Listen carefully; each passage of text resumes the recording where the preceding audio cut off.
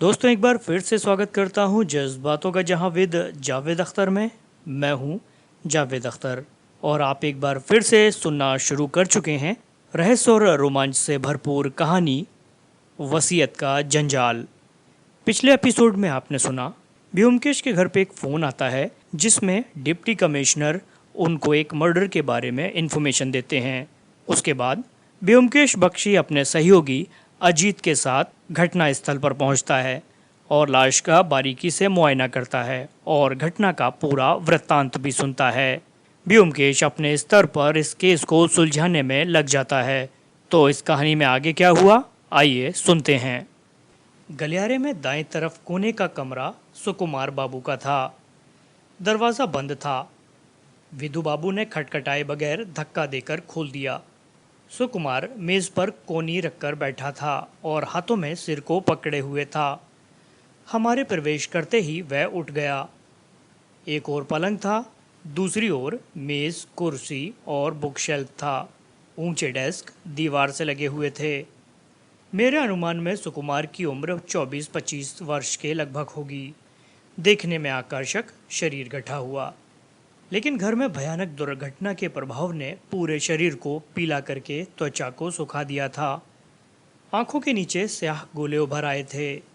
हम तीनों को अंदर आते देखकर उसकी आंखों में भय तैरने लगा। विधु बाबू ने कहा, सुकुमार बाबू, ये ब्योमकेश बख्शी हैं, ये आपसे बात करना चाहेंगे। सुकुमार ने गला साफ करते हुए कहा, बैठिए बैठिए ना। ब्योमकेश उसकी मेज़ के सामने बैठ गया। उसने मेज़ पर रखी पुस्तक ग्रेज एनाटोमी को उठाया और उसके पृष्ठ पलटते हुए बोला, कल आधी रात को आप कहाँ से आए थे सुकुमार बाबू? सुकुमार चौंक पड़ा, फिर धीमी लरजती आवाज़ में बोला, मैं रात को फिल्म देखने गया था। पन्नों को उलटते हुए बिना सिर उठाए ही ब्योमकेश ने पूछा, कौन से सिनेमा हॉल में? चित्रा। आपको ये मुझे पहले बताना चाहिए था, क्यों नहीं बताया आपने? सर, मैंने सोचा था कि ये इतना महत्वपूर्ण नहीं है, इसलिए। विधु बाबू ने और भी तेज़ आवाज़ में कहा, यह हम तय करेंगे कि ये महत्वपूर्ण है या नहीं। क्या आपके पास कोई सबूत है कि आप चित्रा सिनेमा गए थे? सुकुमार ने कुछ पल सिर झुकाए सोचा, फिर उठकर रैक पर टंगे कुर्ते की पॉकेट से गुलाबी रंग की एक चिट निकालकर विधु बाबू की ओर बढ़ा दी। वह सिनेमा के टिकट का आधा भाग था। विधु बाबू ने इसे ठीक से जांचा और अपनी डायरी खोलकर रख लिया। कुछ और पन्नों को पलटते हुए ब्योमकेश ने पूछा, शाम के शो की बजाय 9 बजे के शो में जाने का आपके पास कोई विशेष कारण था? सुकुमार का चेहरा सफ़ेद पड़ गया। फिर भी उसने धीरे से कहा, नहीं, ऐसा कोई कारण नहीं था, ऐसा कुछ भी नहीं था। ब्योमकेश बोला, निश्चित रूप से आपको मालूम था कि कराली बाबू को रात में किसी का देर से आना पसंद नहीं था। सुकुमार के पास कोई उत्तर नहीं था। वह चुपचाप मलिन मुख लिए खड़ा रहा। एकाएक ब्योमकेश ने सुकुमार को अपनी आंखें खोलकर देखा और पूछा, आपने अंतिम बार कराली बाबू को कब देखा था? सुकुमार ने थूक सटकते हुए कहा, कल शाम 5 बजे। क्या आप उनके कमरे में गए थे? हाँ। क्यों?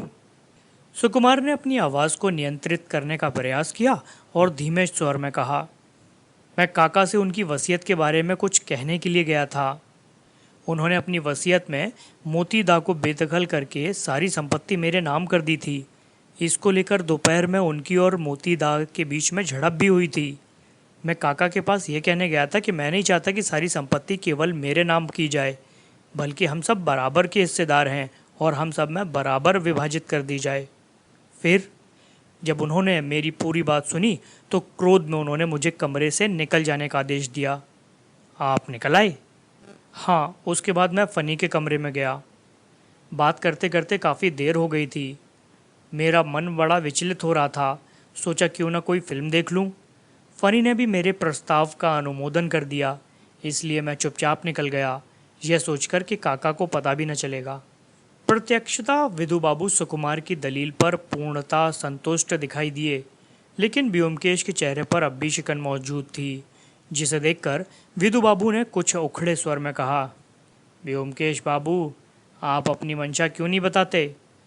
क्या आप सुकुमार बाबू पर हत्यारा होने का शक कर रहे हैं? व्योमकेश उठ खड़ा हुआ और बोला, अरे नहीं नहीं, बिल्कुल नहीं। चलिए हम लोग अब सुकुमार बाबू की बहन के कमरे में चलते हैं। विदु बाबू ने अब रूखी आवाज़ में कहा, ठीक है चलिए, लेकिन वह बेचारी कुछ नहीं जानती, और दरअसल मैं उस बेचारी लड़की को बेवजह क्या इस सब में घसीटना। मैंने पहले ही उसका बयान ले लिया है। व्योमकेश ने अनमने स्वर में उत्तर दिया, जी हाँ, ज़रूर ज़रूर, फिर भी बस एक बार यदि मैं। लड़की का कमरा गलियारे के दूसरे छोर पर था। विदु बाबू ने दरवाज़ा खटखटाया। लगभग आधे मिनट बाद एक 17-18 वर्ष की लड़की ने दरवाज़ा खोला और हमें देखकर एक ओर हो गई। कुछ संकोच के साथ हम लोग कमरे के अंदर प्रविष्ट हुए। हमारे पीछे सुकुमार घबराया हुआ सा पलंग पर लेट गया। प्रवेश करते समय मैंने लड़की को देख लिया था। वह कद में ऊंची, दुबली और सांवली थी। बार बार रोने से उसकी आंखें सूज आई थी। इसलिए यह कहना मुश्किल है कि वह सुंदर कही जाएगी या नहीं। उसके बाल उलझे और तितर बितर थे। शोक में डूबी एक लड़की से यूं पूछताछ मेरे लिए भी क्रूरता से कम नहीं थी, और इसलिए मैं मन ही मन ब्योमकेश से नाराज़ भी हो रहा था। लेकिन फिर मैंने ब्योमकेश की आंखों में संकोच के बावजूद एक प्रकार की मजबूरी की झलक भी देखी। ब्योमकेश ने विनम्रता से हाथ जोड़कर अभिवादन किया, क्षमा करें, मैं आपको थोड़ा कष्ट दूंगा। मैं समझता हूँ आपको कोई परेशानी नहीं होगी। घर में जब ऐसी दुख भरी घटना होती है तो अनेक कठिनाइयों के साथ साथ पुलिस की तफ्तीश जैसी छोटी मोटी दिक्कतें बर्दाश्त करनी पड़ जाती हैं। विदु बाबू ने फौरन विरोध प्रकट किया, बौखलाकर गरजे, पुलिस को क्यों बदनाम करते हैं? आप पुलिस में नहीं हैं। व्योमकेश ने विदु बाबू की आवाज़ को अनसुना करते हुए अपने उसी लहजे में कहा, अधिक कुछ नहीं, वही कुछ नियमित प्रश्न, कृपया बैठ जाएं। और उसने कुर्सी की ओर संकेत कर दिया। लड़की ने व्योमकेश को तिरस्कृत नज़रों से देखा और शोकग्रस्त टूटी आवाज़ में बोली, आपको जो पूछना है पूछिए, मैं बैठे बिना ही जवाब दे सकती हूँ। आप बैठना नहीं चाहती तो ठीक है, मैं ही बैठ जाता हूँ। व्योमकेश ने बैठकर एक नज़र उस कमरे के अंदर डाली। सुकुमार के कमरे की तरह यह भी साधारण रूप से सजा एक कमरा दिखाई दिया। कहीं किसी प्रकार का आडंबर नहीं। साधारण पलंग, मेज़, कुर्सी और एक बुक शेल्फ। एक अतिरिक्त वस्तु केवल दराज वाली ड्रेसिंग टेबल थी। ध्यान हटाने के लिए व्योमकेश ने कमरे की छत में लगे बीमों को देखते हुए कहा, आप ही हैं जो रोज़ाना कराली बाबू को सुबह की चाय पहुंचाती थीं? लड़की ने स्वीकार करते हुए हाँ में उत्तर दिया। व्योमकेश बोला, तो आज सुबह जब आप चाय लेकर कराली बाबू के पास गई थी तब आपको उनकी मृत्यु का पता लगा? लड़की ने फिर हाँ में सिर हिलाया। आपको ये पहले पता नहीं था? विदु बाबू फिर बड़बड़ाए, बेकार प्रश्न, बिल्कुल व्यर्थ और मूर्खों वाला प्रश्न है। व्योमकेश ने फिर अनसुना करते हुए अपनी बात जारी रखी, क्या कराली बाबू अपने कमरे का दरवाज़ा रात में खुला ही रखते थे? घर में किसी को भी दरवाज़ा बंद करने की अनुमति नहीं थी। काका भी रात में सोते समय दरवाज़ा खुला ही रखते थे। अच्छा फिर? जैसे अब धैर्य का पैमाना चूक गया हो, विदु बाबू चिल्लाए, बस बहुत हुआ, अब चलिए यहाँ से। ऐसे फजूल सवालों से बेचारी लड़की को परेशान करने की कोई ज़रूरत नहीं। आपको पता ही नहीं क्रॉस एग्जामिनेशन कैसे किया जाता है। इस घटना ने व्योमकेश के चेहरे से विनम्रता के आवरण को उतार फेंका। एक घायल बाघ की तरह वह विदु बाबू पर टूट पड़ा। उसने कड़कती पर सधी आवाज़ में कहा, यदि आप इसी तरह मेरे काम में बाधा पहुंचाते रहे तो मुझे कमिश्नर से शिकायत करनी पड़ेगी कि आप मेरी जांच पड़ताल में बाधा पहुंचा रहे हैं। क्या आप जानते हैं कि ऐसे केस पुलिस के कार्यक्षेत्र में नहीं पड़ते, बल्कि सीआईडी के होते हैं? विदु बाबू एकदम सन्न रह गए, आश्चर्यचकित, इतना कि कोई उन्हें थप्पड़ भी मार दे तो टस से मस ना होते। वह कुछ पल अग्निय नेत्रों से व्योमकेश को घूरते रहे। कुछ बोलने को उतावले दिखे पर अपने आप को जब्त कर लिया और क्रोध में पैर फटकारते हुए कमरे से बाहर निकल गए। व्योमकेश ने दोबारा ध्यान केंद्रित करके फिर से पूछा, आपको कराली बाबू की मृत्यु का पहले पता नहीं लगा? सावधानी से सोचकर उत्तर दीजिए। मैंने सोच लिया है, मुझे पहले पता नहीं लगा। उसकी आवाज़ में एक प्रकार की जिद का एहसास था। व्योमकेश कुछ पल शांति से बैठा रहा पर उसकी भवें तनी हुई थीं। वह फिर बोला, चलिए अब मुझे यह बताइए कि कराली बाबू चाय में कितनी चीनी पीते हैं? लड़की बड़ी बड़ी आंखों से ताकती रही, फिर आहिस्ता से बोली, काका अपनी चाय में काफ़ी चीनी पीते थे, 3-4 चम्मच चीनी। दूसरा प्रश्न बंदूक से निकला, बुलेट जैसा था। तब आपने सुबह की चाय में चीनी क्यों नहीं डाली? यह सुनते ही लड़की का चेहरा सूख गया। उसने चारों ओर भय से देखा, फिर अपने होठों को काटते हुए अपने पर नियंत्रण करके बोला, शायद मैं भूल गई थी, कल से मेरी तबीयत ठीक नहीं थी। क्या कल आप कॉलेज गई थी? भर्राई आवाज़ में अब भी जिद थी। कुर्सी से उठते हुए ब्योमकेश बहुत आहिस्ता से बोला, यदि आप सचमुच मुझे बता दें तो हमें बहुत लाभ होगा, आपको भी फ़ायदा होगा। लड़की वैसे ही होंठ दबाए खड़ी रही, बोली कुछ नहीं। ब्योमकेश ने दोहराया, बताने की कृपा करेंगी? लड़की ने धीरे से एक एक शब्द नापते हुए कहा, इसके बाद आगे मुझे कुछ नहीं मालूम। ब्योमकेश के मुंह से एक निश्वास निकल गया। बातचीत के दौरान इसकी निगाह मेज़ पर रखी सिलाई की टोकरी पर पड़ रही थी। वह उठकर उसके पास पहुंचा। उसने पूछा, मुझे लगता है ये आपकी है। ब्योमकेश ने टोकरी को खोलकर देखा। अंदर एक अधूरे मेज़पोश के साथ रंगीन धागों के गुच्छे पड़े थे। ब्योमकेश ने उन गुच्छों को हाथ में उठाया और मन ही मन बड़बड़ाते हुए गिनने लगा। लाल, नीला, काला, अच्छा काला भी। उसने धागों को टोकरी में रखते हुए कुछ और भी ढूंढा। उसने तय किए मेजपोश को भी खोलकर देखा और लड़की को देखते हुए पूछा, सुई कहाँ गई? लड़की तब तक पत्थर की मूर्ति बन चुकी थी। उसके मुंह से केवल एक शब्द निकला। ब्योमकेश ने कहा, हाँ सुई, जिससे आप सिलाई करती हैं, वो कहाँ गई? लड़की कुछ कहना चाहती थी लेकिन कह नहीं पाई। एकाएक वह मुड़ी और दादा शब्द बड़बड़ाती हुई पलंग पर बैठे सुकुमार की ओर दौड़ी और उसकी गोद में सिर रखकर फूट फूट कर रोने लगी। सुकुमार घबरा गया। उसका सिर उसने ऊपर करने की कोशिश करते हुए कहा, सत्या, सत्या। सत्यवती ने सिर ऊपर नहीं उठाया। वह रोती रही। ब्योमकेश उन लोगों के पास जाकर धीरे से बोला, आपने ठीक नहीं किया। जानती हैं, आपको मुझे सब कुछ बता देना चाहिए था। मैं पुलिस का आदमी नहीं हूँ। यदि आप मुझे सब कुछ बता देती तो आपको ही फ़ायदा होता। चलो अजीत, हम लोग चलते हैं। कमरे से बाहर निकलकर ब्योमकेश ने सावधानी से दरवाज़ा बंद कर दिया। कुछ पल के लिए वह खड़ा सोचता रहा, फिर बोला, फ़नी बाबू, हाँ फ़नी बाबू के कमरे में चलते हैं। मेरे ख्याल से उनका कमरा उधर है। हम लोग गलियारे में कराली बाबू के कमरे को पार कर कोने वाले कमरे के सामने पहुँचे। ब्योमकेश ने दरवाज़ा खटखटाया। एक 21-22 वर्ष के युवक ने दरवाज़ा खोला। ब्योमकेश ने पूछा, आप ही फणी बाबू हैं? उसने हाँ में सिर हिलाया। कृपया अंदर आ जाइए। उसकी आकृति से ही यह आभास होता था कि उसके शरीर में कहीं दोष है, पर वह है कहाँ, यह तुरंत पता नहीं चलता था। उसका शरीर काफ़ी गठा हुआ था, किंतु मुंह पर कष्ट सहने से पैदा हुई सिलवटें साफ दिखाई देती थीं। जैसे ही हम कमरे में घुसे, उसने आगे बढ़कर कुर्सी की ओर इशारा किया, कृपया बैठिए। उसकी चाल से पता चला कि दोष उसके दाएं पैर में है। वह बहुत ही पतला, कटे हुए अंग जैसा था, इसलिए चलते समय उसकी चाल में लोच आता था। मैं पलंग की एक ओर बैठ गया और ब्योमकेश दूसरी ओर। ब्योमकेश को देखकर लगा जैसे उचित शब्दों को ढूंढ रहा हो। फिर ज़रा अन्य मनस्क होकर बोला, मैं समझता हूँ आप ये जान गए होंगे कि पुलिस आपके भाई मोतीलाल पर शक कर रही है।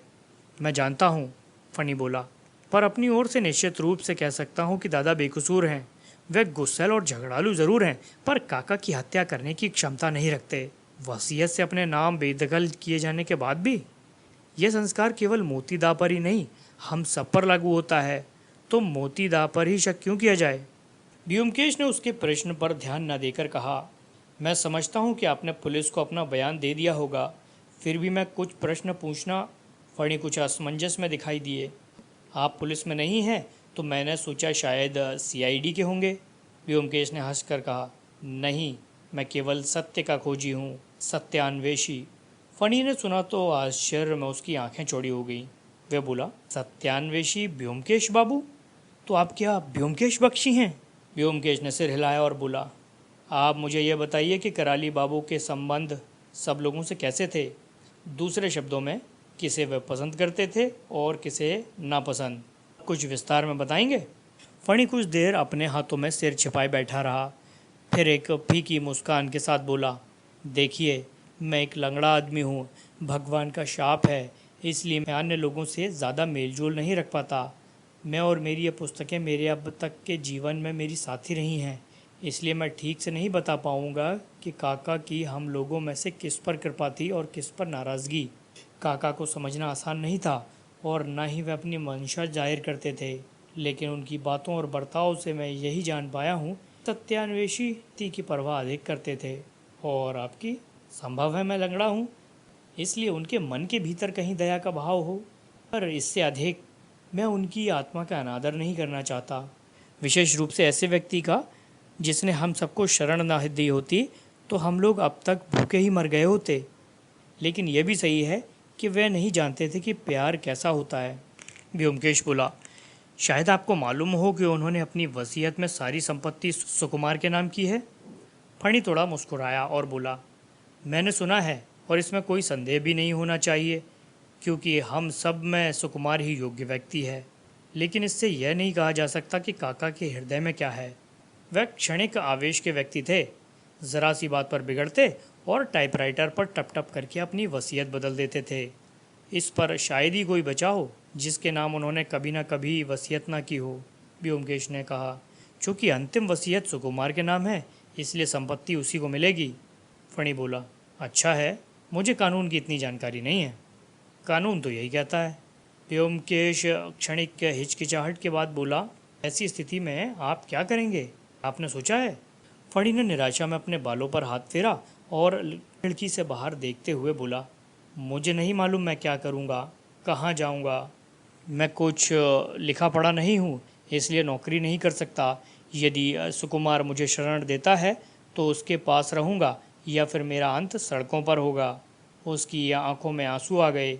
मैंने जल्दी से अपना मुंह फेर लिया। व्योमकेश ने ध्यान दिए बिना ही कहा, सुकुमार बाबू कल आधी रात को लौटे थे। फणी ने चौंक कर पूछा, आधी रात? अरे हाँ, वह कल रात सिनेमा देखने गया था। व्योमकेश ने पूछा, क्या आप अनुमान लगा सकते हैं कि कराली बाबू की हत्या कब हुई? क्या आपको कोई आवाज़ या कुछ और सुनाई दिया था? कुछ नहीं, शायद आज सुबह तड़के। नहीं, उनकी हत्या आधी रात को हुई थी।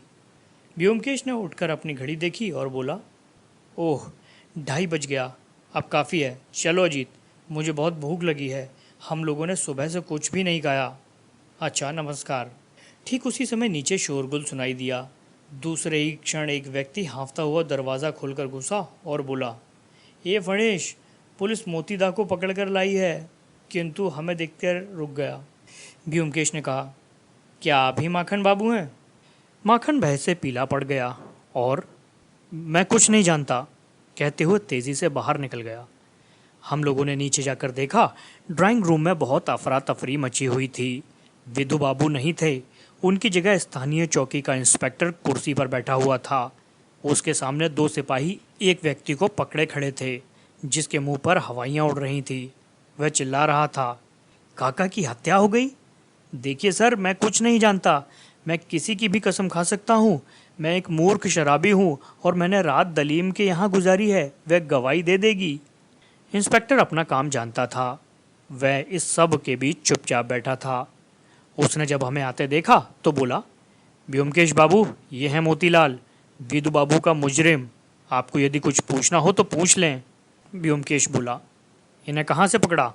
सब इंस्पेक्टर जिसने उसे पकड़ा था बोला, बदनाम इलाके में एक वैश्या के कोठे से।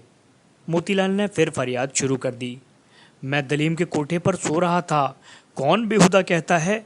व्योमकेश ने हाथ के इशारे से उसे चुप किया। आप तो रोज़ाना तड़के सुबह लौटा करते हैं, आज क्या हो गया? मोतीलाल ने खूंखार लाल आंखों से चारों ओर देखा और बोला, क्या हो गया क्या? मैं नशे में मदहोश था। मैंने रात में विस्की की 2 बोतलें खाली कर दी थी, इसलिए सुबह नहीं उठ पाया। व्योमकेश ने इंस्पेक्टर को देखकर सिर हिला दिया। इंस्पेक्टर बोला, इसे ले जाओ और बंद कर दो। जैसे ही सिपाही मोतीलाल को ले जाने लगे, उसने चीखना चिल्लाना शुरू कर दिया। व्योमकेश ने पूछा, विधु बाबू कहाँ हैं? वे करीब घंटा भर पहले चले गए और बोलकर गए हैं कि शाम को 4 बजे के लगभग आएंगे। तो ठीक है, हम लोग भी चलते हैं। हम लोग कल सुबह आएंगे। अरे हाँ, ये तो बताइए, क्या सभी कमरों की तलाशी हो गई है? कराली बाबू और मोती बाबू के कमरे की तलाशी हो चुकी है। विधु बाबू ने और किसी और कमरे की तलाशी को ज़रूरी नहीं समझा। मोतीलाल के कमरे में कुछ निकला? कुछ नहीं। मैं वसीयत को नहीं पढ़ पाया हूँ। मेरे ख्याल से विधु बाबू ने उसे सील कर दिया है। खैर, कल तक देख लूँगा। तो ठीक है, फिर मिलते हैं। इस बीच कोई नई घटना घटे तो कृपया मुझे बताइएगा। और हम लोग घर वापस आ गए। रात में ब्योमकेश ने कराली बाबू के घर का एक नक्शा बनाया और उसे मुझे दिखाने लगा। ये देखो, कराली बाबू के कमरे के ठीक नीचे मोतीलाल का कमरा है। माखनलाल उसके बगल वाले कमरे में रहता है। फणी के कमरे के नीचे ड्राइंग रूम है जिसमें पुलिस ने अपनी दुकान लगाई है। सत्यवती का कमरा रसोई के ऊपर है और खानसामा सुकुमार के कमरे के नीचे सोता है। मैंने पूछा, इस नक्शे का उपयोग क्या है? कुछ नहीं, ब्योमकेश ने कहा और नक्शे के अध्ययन में लग गया। मैंने पूछा, तुम्हें क्या लगता है, मोतीलाल ने हत्या नहीं की है, यही ना? नहीं, उसने नहीं की है, यह तो निश्चित है। तो कौन हो सकता है? ये कहना बहुत मुश्किल है। यदि मोतीलाल को अलग कर दिया जाए तो रहते हैं फनी, माखन, सुकुमार और सत्यवती। इनमें से कोई भी हो सकता है। इन सब का उद्देश्य एक ही रहेगा। मैंने चकित होकर कहा, सत्यवती भी? क्यों नहीं, लेकिन वह स्त्री है। यदि कोई स्त्री किसी को प्यार करती हो तो वह उसके लिए कुछ भी कर सकती है। लेकिन इसमें उसका व्यक्तिगत हित क्या है? वसीयत तो उसके भाई को मिलने वाली थी। तुम अब तक नहीं समझे। जब एक व्यक्ति किसी भी क्षण अपनी वसीयत बदल देता हो, यदि उसे ही हटा दिया जाए तो उसके वसीयत बदलने का प्रश्न ही नहीं रह जाता। मैं किंग कर्तव्य विमूढ़ बना बैठा ही रह गया। मैंने तो ये कभी सोचा ही नहीं था। मैंने कहा, तो अब तुम सोच रहे हो कि सत्यवती? मैं यह तो नहीं कह सकता। हो सकता है सुकुमार हो, यह भी हो सकता है कि कोई बाहरी व्यक्ति हो, किंतु सत्यवती कोई साधारण स्त्री नहीं है। मैं फिर सोचने लगा। पिछले कुछ घंटों में इतनी अप्रत्याशित घटनाएं घट चुकी थीं, इतनी परस्पर विरोधी शंकाएं आती जाती रही थीं कि घटना को एक सूत्र में बांधना लगभग असंभव था। जितना सुलझाने का प्रयास होता है, मामला उतना ही उलझता जा रहा है। अंततः मैंने प्रश्न किया, लाश को देखने के बाद तुम्हारा क्या विचार है? मेरा मत है कि कराली बाबू की हत्या से पूर्व हत्यारे ने उन्हें क्लोरोफॉर्म से बेहोश किया है। ये कैसे जाना? हत्यारे ने गले में 3 बार छेद किया। यदि क्लोरोफॉर्म न दिया होता तो कराली बाबू पहले ही प्रयास में नींद से जाग गए होते। तुम्हें याद है नाक के पास वे चिन्ह? यह क्लोरोफॉर्म देने के चिन्ह हैं। और सुई को 3 बार छेदने का क्या रहस्य है? इसका अर्थ है कि हत्यारा पहले दोनों छेदों में सही स्थल को नहीं ढूंढ पाया। लेकिन यह इतना महत्वपूर्ण नहीं है, बल्कि महत्वपूर्ण यह है हत्यारा सुई को यूं ही गड़ा क्यों छोड़ गया। काम हो जाने पर यदि उसे हटा दिया जाए तो सबूत भी हट जाता है, तो क्यों उसे वहां छोड़ा जाए? हो सकता है जल्दी में उसे निकालना भूल गया हो। लेकिन एक बात और, तुम्हें यह कैसे मालूम हुआ कि उसकी हत्या आधी रात को हुई? यह तो केवल अनुमान है। लेकिन अगर सत्यवती ने कभी सच बोला तो तुम देखोगे कि मैं सही हूँ। डॉक्टर की रिपोर्ट मेरी बात का सत्यापन करेगी। ब्योमकेश बैठकर छत की ओर ताकता रहा, फिर बोला, सुकुमार की मेज पर जो पुस्तक रखी थी उसका शीर्षक था ग्रेस एनाटॉमी। पूरी पुस्तक में केवल एक ही पृष्ठ पर कुछ लाइनों के नीचे लाल पेंसिल से मार्क किया गया था। अच्छा, वे लाइनें क्या थीं? वे लाइनें थीं, यदि मेडुला और पहली बार बेटा के संधि स्थान पर सुई घोंपी जाए तो तत्काल मृत्यु हो जाती है। मैं जोश में लगभग उछल पड़ा। तब क्या? पर विचित्र बात यह है कि मैंने सुकुमार की मेज पर कहीं भी लाल पेंसिल को नहीं पाया। एकाएक ब्योमकेश फर्श पर चहलकदमी करने लगा। उसकी आंखों पर चढ़ी त्योरियां स्पष्ट दिखाई दे रही थीं। मेरे दिमाग में प्रश्नों की झड़ी लगी हुई थी, लेकिन ब्योमकेश को छिड़ने की हिम्मत नहीं हो रही थी। मुझे मालूम था इस समय कुछ पूछना मतलब उसकी डांट सुनना। रात को सोते समय उसने ही एक प्रश्न पूछा, तुम एक लेखक हो, तुम यह बता सकते हो कि अंग्रेजी शब्द थिम्बल का उद्गम क्या है? आश्चर्यचकित मैंने कहा, थिम्बल? तुम्हारा मतलब वह होल्डर जो दर्जी लोग सिलाई के समय अपनी उंगली में पहनते थे? बिल्कुल सही, वही। मेरे लाख सोचने पर जब मेरे मस्तिष्क में कुछ नहीं आया तो मैंने अपने ही अनुमान के अनुसार बताया कि इसका संबंध संभवतः थंब यानी अंगूठे से है और ये अंगूठे की सुरक्षा के लिए लगाया जाता होगा। तुम क्या समझते हो? संभव है वह थंब और हम्बल शब्दों का मिश्रण हो। 2 तरह की बात मत करो, मुझे एक सीधा सा उत्तर चाहिए। तब मुझे स्वीकार कर लेना पड़ा कि मेरे पास कोई सीधा उत्तर नहीं है, लेकिन मैंने भी उससे पूछ ही लिया, क्या तुम्हारे पास है? नहीं, मेरे पास होता तो मैं तुमसे क्यों पूछता? ब्योमकेश फिर कुछ नहीं बोला। मैं भी भाषा की जटिलता पर सोचते सोचते कब सो गया मुझे याद नहीं। दूसरे दिन उठते ही देखा व्योमकेश सुबह ही निकल गया है। मुझे उसका अकेले चला जाना अखरा भी। फिर मैंने सोचा शायद मुझे ना ले जाने का उसके पास कोई जायज़ कारण रहा हो। संभव है उसकी जांच पड़ताल में कोई बाधा आती हो। वह 11 बजे के करीब लौटकर आया। उसने कमीज़ उतार दी और पंखे के नीचे बैठकर सिगरेट सुलगा ली। मैंने पूछा, क्या हुआ? उसने सिगरेट का भरपूर कश लिया और धीरे धीरे धुआं छोड़ते हुए बोला, मैंने सभी वसीयतें पढ़ ली हैं। उन सभी पर नौकर और खानसामा की गवाही मौजूद है। दोनों के हस्ताक्षर हैं। और मैंने उन सब कमरों की तलाशी लेने के लिए कह दिया है, किंतु विदु बाबू ने जो मैं कहूँ उसके ठीक विपरीत काम करने की कसम खा ली है। अंत में उनसे काम करवाने के लिए मुझे कहना पड़ा कि यदि वे तलाशी नहीं लेते तो मुझे कमिश्नर साहब से शिकायत करनी पड़ेगी। और क्या है? और क्या होगा? वे अब भी मोतीलाल के पीछे पड़े हैं। कुछ पल रुकने के पश्चात वो बोला, लड़की बहुत मजबूत है। जिस तरह से उसने होठों को सिल रखा है, बोलने का नाम ही नहीं लेती। और वही इन तमाम रहस्यों की कुंजी है। जो भी है देखा जाएगा।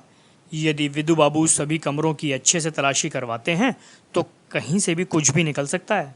तुम किस चीज़ के निकल आने की उम्मीद कर रहे हो? कौन जाने, कुछ छोटी मोटी चीज़, शायद केमिस्ट की पर्ची या पेंसिल या, किंतु अनुमान लगाने से कोई मतलब नहीं निकलता। चलो तैयार हो जाओ, काम शुरू करने का समय हो गया है। व्योमकेश दोपहर भर आराम कुर्सी पर आंख बंद करके लेटा रहा। लगता था जैसे वह कुछ होने का इंतजार कर रहा था।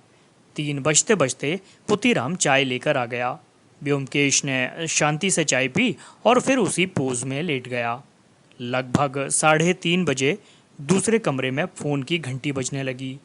व्योमकेश ने जाकर फ़ोन उठाया। जी, कौन साहब? ओह, इंस्पेक्टर, कुछ मिला? सुकुमार बाबू के कमरे की तलाशी हो गई? वाह वाह। तो विदु बाबू ने अंत में कमरे में क्या मिला? क्या? सुकुमार बाबू को गिरफ्तार कर लिया गया? और भी कुछ मिला? क्लोरोफॉर्म की बोतल, शेल्फ की पुस्तकों के पीछे, और वसीयत में फनी बाबू? सही है, सही है। क्रम संचय के सिद्धांत के अनुसार अब उनकी बारी है। क्या उनकी बहन को भी गिरफ्तार कर लिया गया है? नहीं। चलो ठीक है। क्या कमरे में कुछ और, जैसे लाल पेंसिल?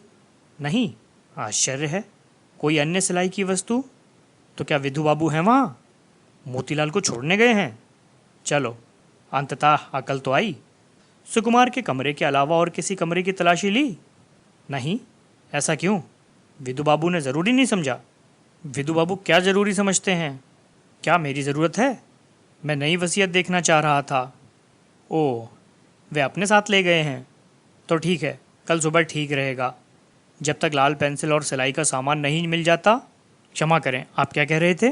सुकुमार के खिलाफ कोई ठोस सबूत मिला है? एक बार दोहरा सकते हैं? क्या डॉक्टर की रिपोर्ट आई है? क्या है रिपोर्ट में? मृत्यु का समय क्या बताया गया? खाने के करीब 3 घंटे बाद, लगभग आधी रात। अच्छा, तो ठीक है, मैं कल सुबह आता हूँ। व्योमकेश रिसीवर रखकर वापस कमरे में आ गया। उसकी आंखों की त्योरियां संकेत दे रही थीं कि वह अब तक पूर्णतः संतुष्ट नहीं हुआ है। मैंने प्रश्न किया, तो वास्तव में वह सुकुमार निकला? तुम शुरू से ही उस पर शक कर रहे थे, है ना? कुछ पल मौन रहने के बाद व्योमकेश बोला, जितने भी सबूत मिले हैं वे सब के सब सुकुमार को हत्यारा करार देते हैं। देखो, कराली बाबू की मृत्यु की प्रकृति तक साफ साफ कह रही है कि यह किसी मेडिकल के व्यक्ति का ही काम है। जो लोग मानव शरीर की एनाटॉमी नहीं जानते वे ये काम नहीं कर सकते। सुई भी जिसका इस्तेमाल हत्या में हुआ है वह भी उसकी बहन की सिलाई के बक्से से ही निकाली गई थी। यहाँ तक वह धागा भी वहीं था। सुकुमार रात में आधी रात को आया और करालू बाबू की मृत्यु का समय भी वही है। सुकुमार के कमरे की तलाशी में क्लोरोफॉर्म की बोतल और वह टाइप की हुई नई वसीयत मिली है। यही नई वसीयत है जिसमें कराली बाबू ने सुकुमार को संपत्ति से बेदखल कर फणी बाबू को संपूर्ण संपत्ति का हकदार घोषित किया था। सुकुमार ने स्वयं स्वीकार किया है कि इसको लेकर उस शाम उसकी कराली बाबू से नोकझोंक हुई थी। इसलिए उसे शक हुआ होगा कि शायद कराली बाबू अपनी वसीयत को फिर ना बदल दें। हत्या का उद्देश्य बहुत स्पष्ट हो जाता है। तो अब तय हो गया वह सुकुमार ही हैं। इसमें किसी शक की गुंजाइश नहीं है। कुछ पल बाद व्योमकेश ने एक नया प्रश्न पूछा। अच्छा बताओ तो, क्या तुम समझते हो सुकुमार को? क्या वह मूर्ख है? मैंने कहा, ठीक इसके विपरीत, वह काफ़ी बुद्धिमान दिखाई देता है। व्योमकेश ने सोचते हुए कहा, यही तो मैं भी गच्चा खा गया। एक बुद्धिमान व्यक्ति इतनी बेवकूफ़ी क्यों करेगा? एकाएक व्योमकेश चौंक कर उठ बैठा। मुझे भी दरवाजे के बाहर पदचाप सुनाई दी। व्योमकेश तो आगे की कहानी में क्या हुआ ये जानने के लिए चैनल को सब्सक्राइब कीजिए और बेल आइकन को हिट कीजिए ताकि आने वाले नए एपिसोड की नोटिफिकेशन आपको मिलती रहे। और अंत तक सुनने के लिए बहुत बहुत धन्यवाद।